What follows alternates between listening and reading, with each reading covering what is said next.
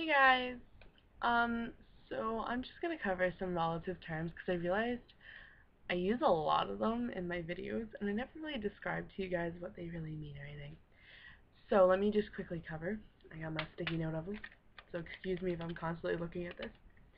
So the first thing we're gonna cover is what is an emo person.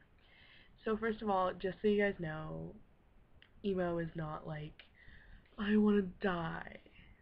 No. Alright, emo is for like hardcore emotional people. It's actually short form for emotional. And um it it's just what you call someone who is overly emotional or in average. So I don't like that term. I personally hate it. I hate being called it. And I just don't it's very offensive to me, I know, because I don't consider myself that way. So I would avoid that at all costs because emo is not the correct word. Alright, I'll cover the correct word later. Alright, the next one is scene, which would be, you know, those girls that have like the 45,000 different colored hair, maybe it's black, it hangs in their face. They listen to hardcore screamo music, but they don't cut or don't harm in any way. They don't cut themselves, they don't burn themselves, they don't do anything to themselves, they just exist. But they look like they would. Your typical Josh Ramsey, girl crossed, guy crossed kind of thing. It's a big deal to us. Scene and emo are different. Alright? Emo is I cut myself. Scene is I don't. Remember that. Very important note. Gonna need that for a test someday. Watch. Okay. Next one is sleeper. Now, a lot of people, if you know gang terms, you're gonna know that a sleeper is someone who hides their colors, doesn't wear their colors anywhere, just kind of is in part of that group. But um, but here's the thing with an emo person. A sleeper is someone who is still hiding it, who's still not quite open about it, and does not like tell people about what they do. So a sleeper it would be like me a year ago. I didn't tell anyone, it didn't happen. Nobody knew. Alright? Um outing. Complete opposite of cutter. Or cutter. Sleeper. So outing is like when you're talking to someone and all of a sudden you're like, hey, here's what I do. You're outing yourself. It's also used in homosexual terms, but it's the same kind of thing for emos. We use that word too, as to refer to that you told someone about what you're doing. So it's a good word. Tools.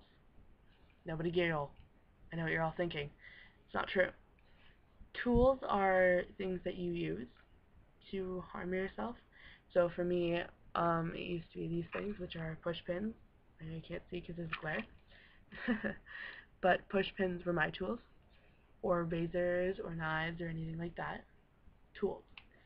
And when you're constantly using that thing, it's called a tool.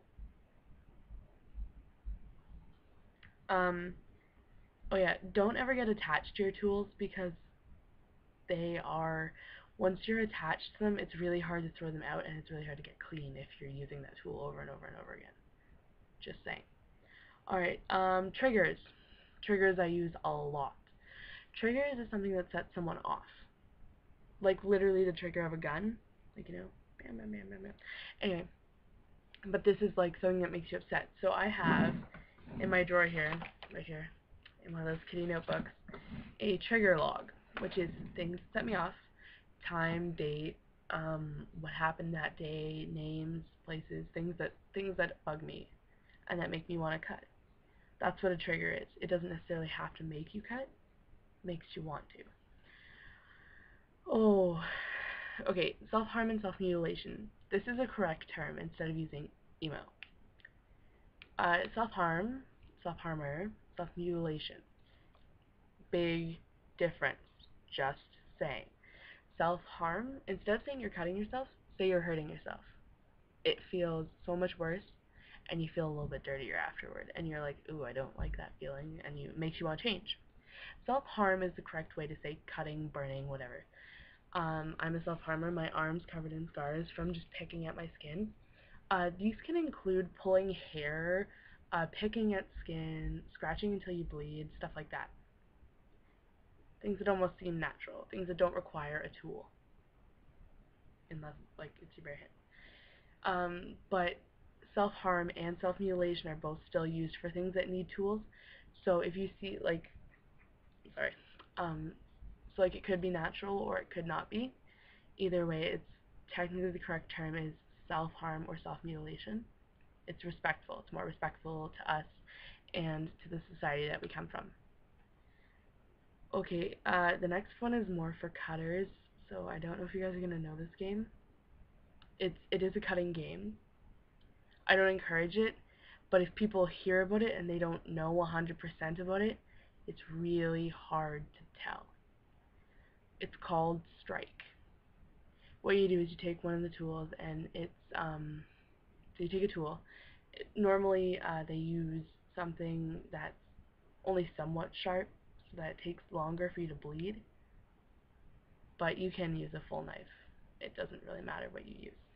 And you put it to your wrist or wherever you happen to be cutting. Could be your leg, could be your thighs, whatever.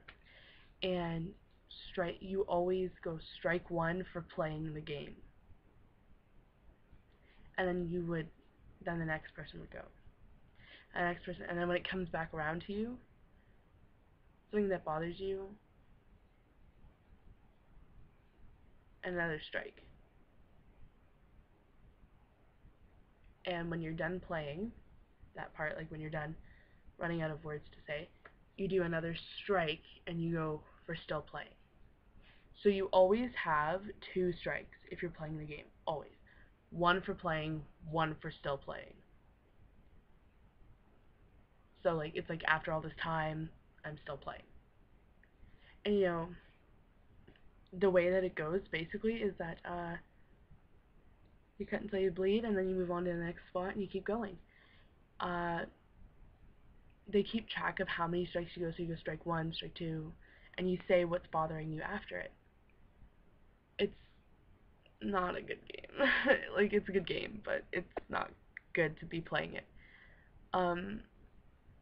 Big deal. Alright? I don't think I need to explain to you guys what a cut is. I think you guys can all figure that out. Alright? A burn, don't take our excuses, because excuses are a big deal. Excuses aren't like, oh, my dog ate my homework. It's like, oh, I burned myself on the stove. Oh, my brother hit my arm against a wall and I cut my arm. Stuff like that. Watch out for those kinds of excuses. Really big deal. Alright guys, well, I better get going. I'll see you all some other time. Love you lots. Stay strong.